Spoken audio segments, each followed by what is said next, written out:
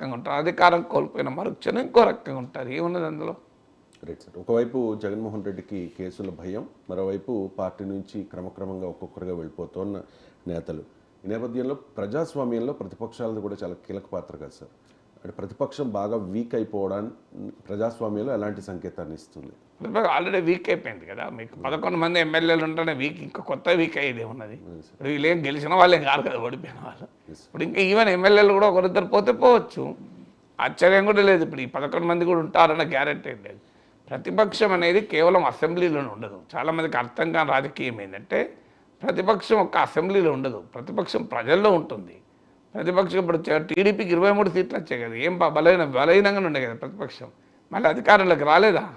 మరి టీడీపీ ఏం బలంగా ఉండే అసెంబ్లీలో 23 సీట్లు, వాళ్ళు 151 ఉండే, వీళ్ళకి 23 ఉండే కదా.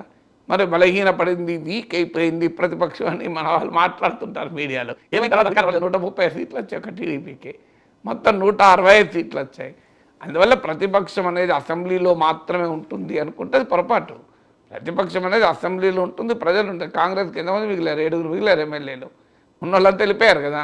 మరి వీక్ అయిపోయింది కదా, చాలా వీక్ అయిపోయింది ప్రతిపక్షం. 119 మంది ఎమ్మెల్యేలు ఉంటే 100కు పైగా బీఆర్ఎస్ఏ కదా.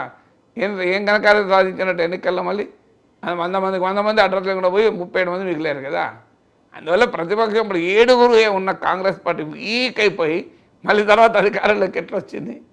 అందువల్ల రాజకీయాల్లో ప్రతిపక్షం అనేది అసెంబ్లీలో, పార్లమెంట్లో మాత్రమే ఉంటుంది, ప్రజల్లో ఉంటుంది. అందువల్ల ఒక రాజకీయ పార్టీ ప్రజల్లో ఉన్నంత కాలం ఆ పార్టీకి మనుగడ ఉంటుంది, ప్రజల్లో లేకపోతే మనుగడ ఉంటుంది. Simple question. అందువల్ల ప్రతిపక్షం ప్రభుత్వాన్ని అసెంబ్లీలో నిలదీయడమే కాదు, ఇవాళ రేపు అసెంబ్లీలో ఎవరు నిలదీనిస్తున్నారు? ప్రతిపక్షం 40 మంది ఉన్నా, ఇప్పుడు చంద్రబాబు నాయుడు అంత అనుభవం ఉన్న ప్రతిపక్ష నాయకుడు, 23 మంది ఎమ్మెల్యేలు ఉన్నారు. జగన్మోహన్ రెడ్డి ఏం అవకాశం ఇచ్చాడు ఆయనకు అసెంబ్లీలో ప్రతిపక్ష పాత్ర పోషించడానికి? ఆయన లేతే రోజు అటాకే కదా, ఒకవైపు నుంచి రోజా, మరోవైపు నుంచి అంబట్రాంబాబు, ఇంకోవైపు నుంచి కొడాలి నాని, నోటికి వచ్చినట్టు మాట్లాడిండు కదా. సో ఒకవైపు నుంచి పేర్ని నాని, అందరు లేచారు కదా. సో ఆయనకు అనుభవజ్ఞుడు కదా, ప్రతిపక్షంలో చాలా అనుభవం ఉంది కదా, ముఖ్యమంత్రిగా చాలా ఏళ్ళు పనిచేశారు, 14 ఏళ్ళు కదా. అందువల్ల ఆయన చెప్పింది విందాం, ఆయన చెప్పిన దాంట్లో మనకేమైనా ఉపయోగపడుతుందో అని వైసీపీ నాయకులు ఎవరైనా ఓపిక పట్టారా? చంద్రబాబు నాయుడు మాట్లాడిచ్చారా? అందువల్ల ప్రతిపక్షం అనేది అసెంబ్లీలో మాత్రమే ఉండదు, ప్రజల్లో ఉంటుంది. దానికి కారణం అది. సో ప్రతిపక్షం నిజంగానే ఇప్పుడు ఓకే 11 కాదు 70 మంది ఉంటారు, మాట్లాడిస్తారా? 60 మంది ఉంటారు. ఓకే, కొంత స్ట్రెంత్ ఉంటే కొంత ప్రజలు చూపడానికి అవకాశం ఉంది. ఇప్పుడు పార్లమెంట్లో పెరిగిన బలాన్ని బట్టి ప్రతిపక్షం కొంత పాత్ర చూపెడుతుంది కదా. కానీ 11 మంది ఉన్నా 30 మంది ఉన్నా ఇట్ మేక్స్ నో డిఫరెన్స్. అందుకే నేను అడుగుతాను, 23 మంది ఇప్పుడు వైసీపీకి ఉన్న స్ట్రెంత్ కన్నా రెట్టింపు స్ట్రెంత్ ఉన్నా కూడా టీడీపీని మాట్లాడనివ్వలేదు, పనిచేయలేదు కదా. జగన్మోహన్ రెడ్డి కన్నా చాలా అనుభవం కలిగిన నాయకుడు చంద్రబాబు నాయుడు ప్రతిపక్షంలో ఉన్న జగన్మోహన్ రెడ్డి మాట్లాడనివ్వలేదు కదా. అందువల్ల అసెంబ్లీలో ప్రతిపక్షం అనేది చాలా ఉన్నా లేకపోయినా అది దాని ప్రాధాన్యత తగ్గిపోయింది. ప్రజాస్వామ్యంలో అలా ఆ విలువలు లేవు ఒకప్పట్లాగా. జవహర్లాల్ నెహ్రూ టైంలో ఓ ప్రతిపక్ష నాయకుడు మాట్లాడిన తర్వాత మాట్లాడినంతా విని అధికార పార్టీ నాయకులు లేచి గౌరవ ప్రతిపక్ష నాయకుడు మాట్లాడిన అంశాలతో నేను విభేదిస్తున్నాను, కానీ ప్రతిపక్ష నాయకుడికి మాట్లాడే హక్కు ఉంది అని విశ్వసిస్తున్నాను అనేవాడట.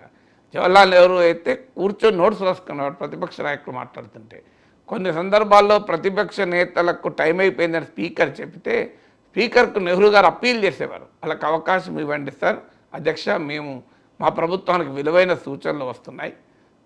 నెహ్రూ గారు అనేవారు, మా వారితో మాట్లాడితే మాకు తెలిసేది ఏమీ లేదు, అందువల్ల మా వారు మాట్లాడేది కావాలంటే తగ్గించుకుంటాం, అధికార పార్టీ వాళ్ళు మాట్లాడేది తగ్గించుకుంటాం, ఎందుకంటే మా వాళ్ళు కొత్తగా నాకు చెప్పేది ఏమీ లేదు, ప్రతిపక్షాలే మాట్లాడనివ్వండి అని చెప్పి అనేవారట. ఇప్పుడు ఆ రాజకీయాలు ఉన్నాయా, ఆ విలువలు ఉన్నాయా, ఆ పరిస్థితులు ఉన్నాయా? అందుకే ఇప్పుడు 5 ఏళ్ళకి ఒకసారి పార్టీలు ఎందుకు ఓడిపోతున్నాయి, ఎందుకో ఓడిపోతున్నాయి.